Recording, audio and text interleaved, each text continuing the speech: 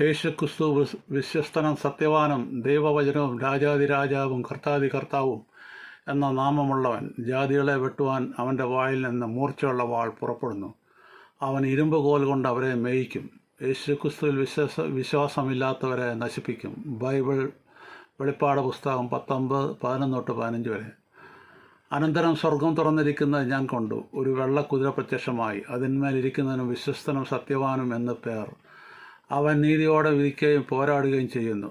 അവൻ്റെ കണ്ണ് അഗ്നിയാല, തലയിൽ അനേകം രാജമുടികൾ. എഴുതിയിട്ടുള്ള ഒരു നാമം അവനുണ്ട്. അത് അവനല്ലാതെ ആർക്കും അറിഞ്ഞുകൂടാ. അവൻ രക്തം തളിച്ച ഉടുപ്പ് ധരിച്ചിരിക്കുന്നു. അവന് ദൈവവചനം എന്ന് പേർ പറയുന്നു. സ്വർഗത്തിലെ സൈന്യം നിർമ്മലവും ശുഭ്രവുമായ വിശേഷ വസ്ത്രം ധരിച്ച് വെള്ളക്കുതിരപ്പുറത്ത് കയറി അവനെ അനുഗമിച്ചു. ജാതികളെ വെട്ടുവാൻ അവൻ്റെ വായിൽ നിന്ന് മൂർച്ചയുള്ള വാൾ പുറപ്പെടുന്നു. അവൻ ഇരുമ്പ് കോൽ കൊണ്ട് അവരെ മേയിക്കും. സർവശക്തിയുള്ള ദൈവത്തിൻ്റെ കോപവും ക്രോധവുമായ മദ്യത്തിൻ്റെ ചക്ക് അവൻ മെതിക്കുന്നു. രാജാതിരാജാവും കർത്താതി കർത്താവും എന്ന നാമം അവൻ്റെ ഉടുപ്പിന്മേലും തുടമേലും എഴുതിയിരിക്കുന്നു. ആമേൻ, ആമേൻ.